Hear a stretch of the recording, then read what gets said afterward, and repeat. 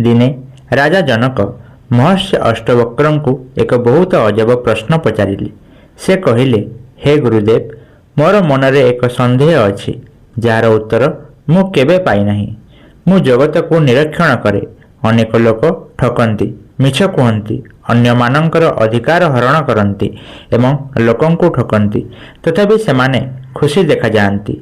सेमानंकर धन, प्रतिष्ठा एवं वैभव अच्छी।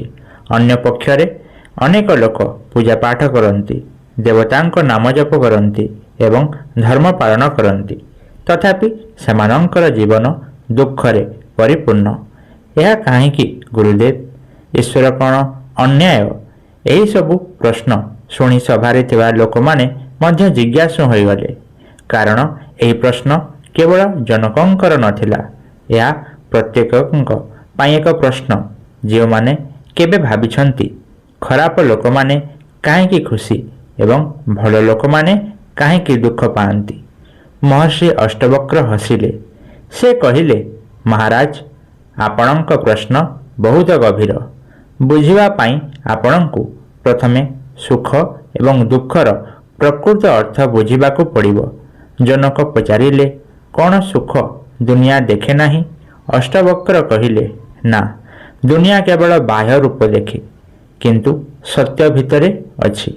तापरे से पचारिले, जदि जड़े व्यक्ति पाखरे प्रचुर धन अछि किंतु रातिरे सोई पारु नाही, तेबे से कौन खुशी? जनक कहिले, ना गुरुदेव, जदि कहार एक महल अछि किंतु तार मन भय एवं चिंतार परिपूर्ण, तेबे से कौन खुशी? ना गुरुदेव। अष्टवक्र कहिले, यह हेउछि मनुष्यर प्रथम भूल। से धन को खुशी, प्रतिष्ठा को खुशी एवं सुख को आनंद बोली भूल करे, किंतु प्रकृत सुख मनर शांति रे अछि। सभारे नीरवता पड़ीगला। अष्टवक्र कहिले, राजा, जड़े प्रवंचक व्यक्ति बाहर खुशी देखा जाय पारे, किंतु भितरे कौन घटुची ताहा केही जानती नाही। जे अन्य मानंको प्रतारण करिछि से निजे भय रे बंचे। से सर्वदा भय करे जे तांकर प्रतारण प्रकाश पाइब, तांकर साम्राज्य ध्वंस पाइब, लोक माने तांकर प्रकृत चेहरा चिन्हिबे। एपरि व्यक्ति बाहर हसी पारे, किंतु भितरे केबे शांति रे रही पारे नाही। तापरे अष्टावक्र कहिले, जो लोक ठके से प्रथमे अन्य मानंको ठकिबा पूर्वरु निजको ठके। जनक ध्यान दे शुणुथिले। अष्टवक्र कहिले, एबे आसंतु द्वितीयर प्रश्न को आजिबा। पूजा करुवा व्यक्ति काहेकि दुखी देखा जाए? यह ईश्वर तांको दुख देइथिबारु नुहे, बरं यह एथिपाई जे अधिकांश लोक पूजा करती किंतु सेमानंक मन परिवर्तन हुए नाही। दर्शकों मध्यरु अनेक आश्चर्य हो गले। अष्टावक्र कहिले, राजा, केवल माला जप कले ज्ञान आसे नाही, मंदिर जीवा द्वारा मुक्ति आसे नाही, केवल शास्त्र पढ़िबा द्वारा सत्य आड़ को नहीं जाए नाही। जदि लोभ, क्रोध, ईर्षा, अहंकार एवं भय भितर रही थाए, तेरे पूजा केवल एक रीतिका हो जाए। तापरे से एक उदाहरण देले, जदि जड़े व्यक्ति प्रतिदिन स्नान करे किंतु केबे भी पोशाक परिवर्तन करे नाही, तेबे से कौन प्रकृत रे पवित्र हेब? जनक कहिले, ना गुरुदेव। अष्टवक्र कहिले, ठीक सेहीपरि जे केवल बाह्य पूजा करे, निजर अशुद्धता न देखे, से व्यक्ति समान परिस्थिति रे अछि। तापरे से कहिले, भगवान को फूलर आवश्यकता नहीं, तांको एक परिवर्तित हृदय आवश्यक। भगवान को संगीतर आवश्यकता नहीं, तांको एक दीप आवश्यक। तांको एक जागृत विवेक आवश्यक। भगवान को शब्दर आवश्यकता नहीं, तांको शुद्ध चेतना आवश्यक। सभारे एक गभीर नीरवता आसीगला। राजा जनकों मनरे आउ एक प्रश्न उठिला। से पचारिले, गुरुदेव, तथापि केतेबेले मने हुए जे दुष्ट लोक माने जीवनर व्यापी सुख उपभोग करती, जेतेबेले सद्गुणी लोक माने संघर्ष करती। अष्टावक्र हसिले। से कहिले, राजा, आपण केवल गोटे दृश्य देखुछंती, संपूर्ण नाटक नुहे। आपण केवल वर्तमान देखुछंती, कर्मर संपूर्ण इतिहास नुहे। आज आपण जहाँ देखुछंती ताहा परम सत्य नुहे। जगतर गणना मानव दृष्टिकोण द्वारा नुहे, बरं कर्म नियम द्वारा नियंत्रित हुए। तापरे से गंभीर स्वर रे कहिले, ଏହା ହେଉଛି ସେହି ରହସ୍ୟ ଯାହା ବିନା ଲୋକମାନେ ଈଶ୍ୱରଙ୍କୁ ପ୍ରଶ୍ନ କରିବା ଆରମ୍ଭ କରନ୍ତି। କର୍ମ କିପରି କାମ କରେ, ଦୁଷ୍ଟମାନେ କେତେବେଳେ କାହିଁକି ଖୁସି ଦେଖାଯାଆନ୍ତି ଏବଂ ସଦ୍ଗୁଣମାନେ କେତେବେଳେ ଦୁଃଖ ପାଆନ୍ତି। ମହର୍ଷି ଅଷ୍ଟବକ୍ର କହିଲେ, ରାଜା, ଏହାର ଉତ୍ତର ବହୁତ ଗଭୀର। ରାଜା ଜନକ କୌତୂହଳବଶତଃ ପଚାରିଲେ, ହେ ଗୁରୁଦେବ, ଯଦି ଜଗତ କର୍ମ ନିୟମ ଅନୁସାରେ ଚାଲିଥାଏ ତେବେ ଏହା କାହିଁକି ଦେଖାଯାଏ ଯେ ଅନେକ ଦୁଷ୍ଟ ଲୋକ ସୁଖ ଉପଭୋଗ କରୁଛନ୍ତି ଏବଂ ଅନେକ ସଦ୍ଗୁଣ ଲୋକେ ଦୁଃଖ ପାଉଛନ୍ତି? ମହର୍ଷି ଅଷ୍ଟବକ୍ର ହସିଲେ। ସେ କହିଲେ, ରାଜା, କାରଣ ଆପଣ କେବଳ ବର୍ତ୍ତମାନ ଦେଖୁଛନ୍ତି, କର୍ମର ସମ୍ପୂର୍ଣ୍ଣ ବିବରଣୀ ନୁହେଁ। ମାନବ ଜୀବନ ଗୋଟିଏ ଦିନ, ଗୋଟିଏ ବର୍ଷ କିମ୍ବା ଗୋଟିଏ ଜନ୍ମର କାହାଣୀ ନୁହେଁ।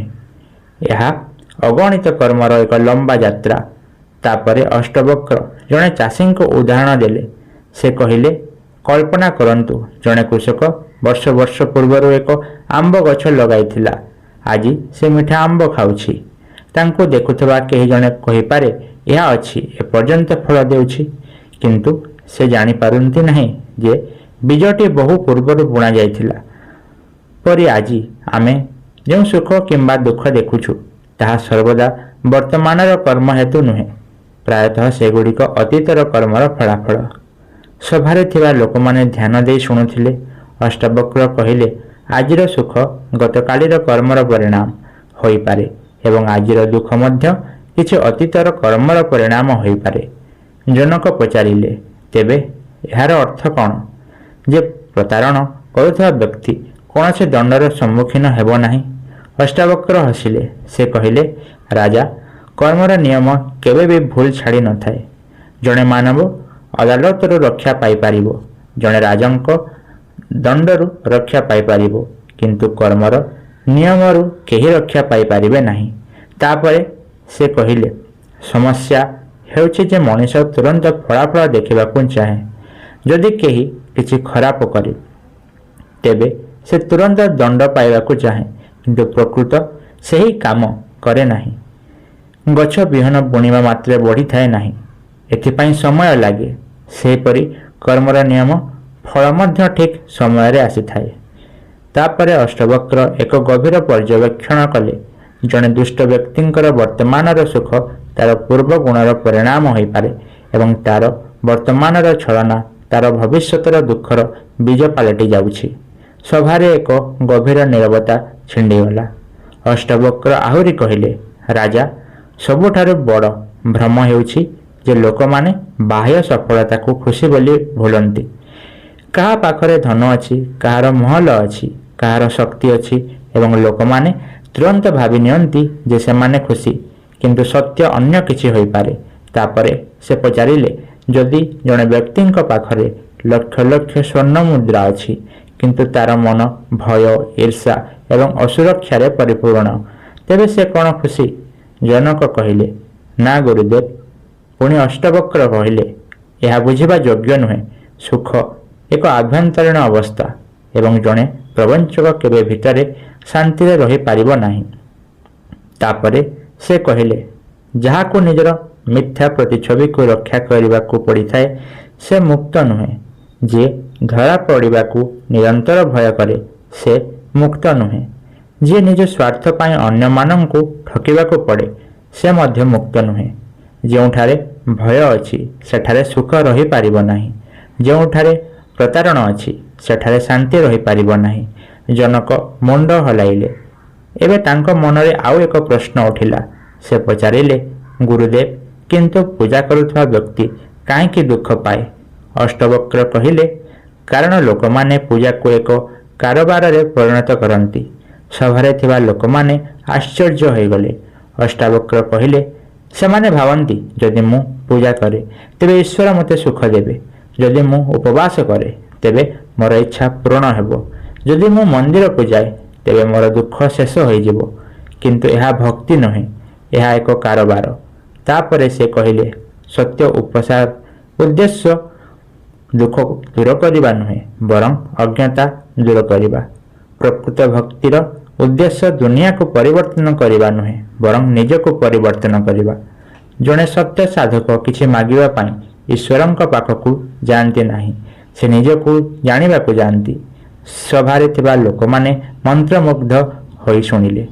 ଅଷ୍ଟାବକ୍ର କହିଲେ, ଯଦି ଜଣେ ବ୍ୟକ୍ତି ପୂଜା କରନ୍ତି ଏବଂ ଛୋଟ ଛୋଟ କଥାରେ କ୍ରୋଧିତ ହୁଅନ୍ତି, ଯଦି ସେ ଜପ କରନ୍ତି କିନ୍ତୁ ଭିତରେ ଈର୍ଷାରେ ପରିପୂର୍ଣ୍ଣ ହୁଅନ୍ତି, ଯଦି ସେ ମନ୍ଦିରକୁ ଯାଆନ୍ତି କିନ୍ତୁ ନିଜର ଅହଙ୍କାରକୁ ତ୍ୟାଗ କରନ୍ତି ନାହିଁ, ତେବେ ତାଙ୍କର ପୂଜା କେବଳ ଏକ ଅଭ୍ୟାସ, ଆଧ୍ୟାତ୍ମିକ ପରିବର୍ତ୍ତନ ହୁଏ ନାହିଁ। ସେ ତାପରେ କହିଲେ, ପୂଜାର ମୂଲ୍ୟ ଏହାର ଘଣ୍ଟାରେ ନୁହେଁ ବରଂ ଏହାର ପ୍ରଭାବରେ ଅଛି। ଯଦି ପୂଜା ପରେ ମଧ୍ୟ ମନ ସମାନ ରହିଥାଏ ତେବେ ପୂଜା ଅପୂର୍ଣ୍ଣ।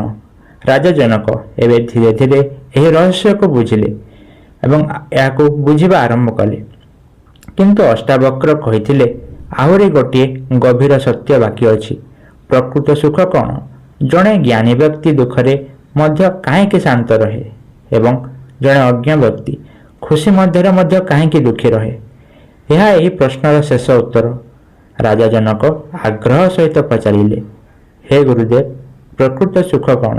ସବୁକିଛି ଥାଇ ମଧ୍ୟ କିଛି ଲୋକ କାହିଁକି ଦୁଃଖୀ ରହନ୍ତି ଏବଂ କିଛି ଲୋକ କଠିନ ପରିସ୍ଥିତିରେ ମଧ୍ୟ ଶାନ୍ତ ରହନ୍ତି? ମହର୍ଷି ଅଷ୍ଟାବକ୍ର ହସି କହିଲେ, ମହାରାଜ, କାରଣ ସୁଖ ଜିନିଷରେ ନୁହେଁ ବରଂ ଦର୍ଶନରେ ଥାଏ। ଜଗତର ସବୁଠାରୁ ବଡ଼ ଭୁଲ ହେଉଛି ଯେ ମଣିଷ ବାହ୍ୟ ଭାବରେ ସୁଖ ଖୋଜେ। ସେ ଭାବନ୍ତି ଯେତେବେଳେ ମୁଁ ଧନ ପାଇବି ମୁଁ ଖୁସି ହେବି, ଯେତେବେଳେ ମୁଁ ସମ୍ମାନ ପାଇବି ମୁଁ ଖୁସି ହେବି, ଯେତେବେଳେ ମୋର ସମସ୍ତ ଇଚ୍ଛା ପୂରଣ ହେବ ମୁଁ ଖୁସି ହେବି। କିନ୍ତୁ ଏହା କେବେ ହୁଏ ନାହିଁ।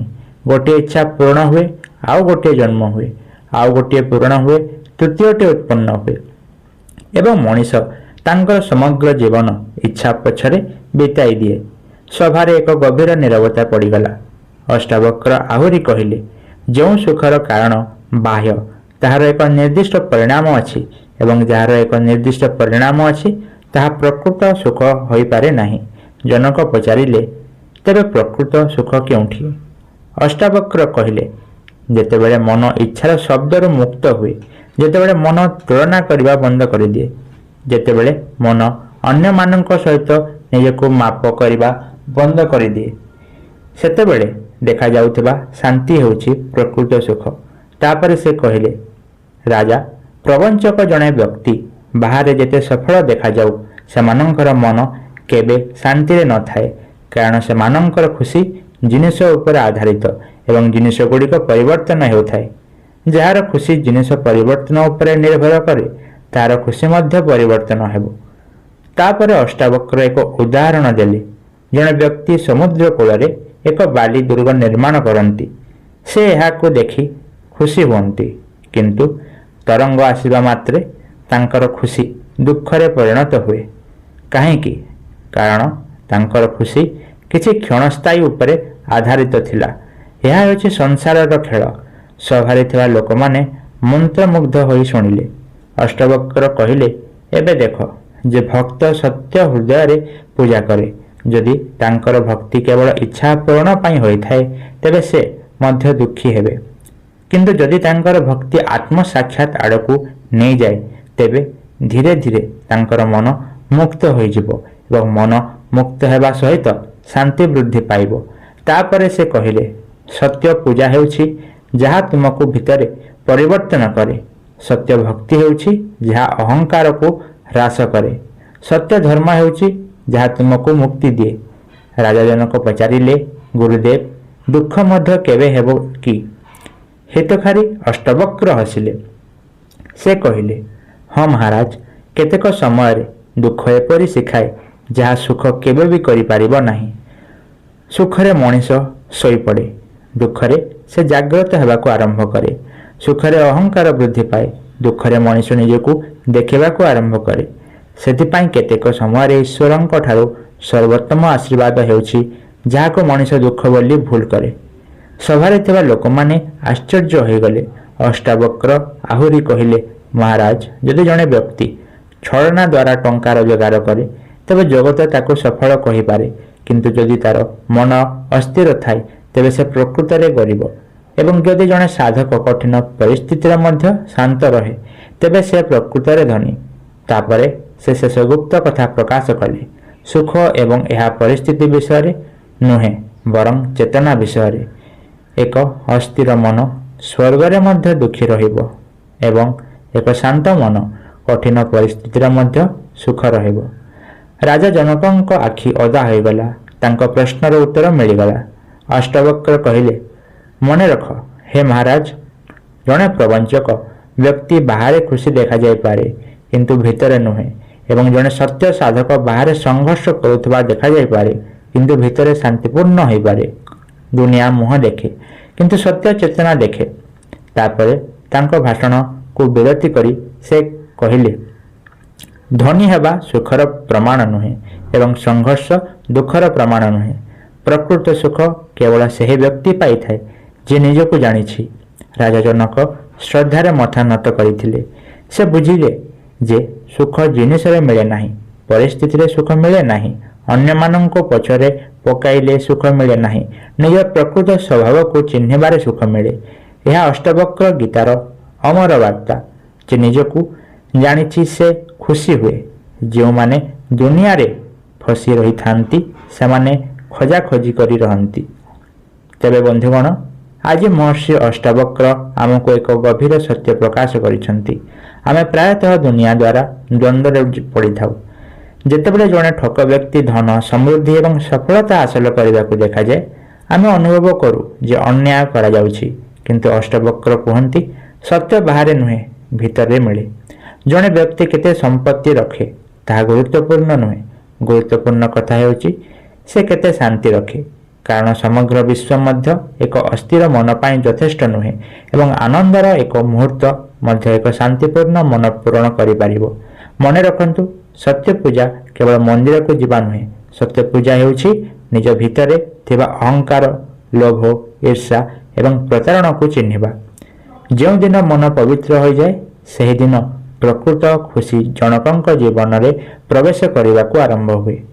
ତେଣୁ ନିଜକୁ ଏହି ପ୍ରଶ୍ନ ପଚାରନ୍ତୁ, ମୁଁ କେବଳ ପୂଜା କରୁଛି କି ମୁଁ ପ୍ରକୃତରେ ପରିବର୍ତ୍ତନ କରୁଛି?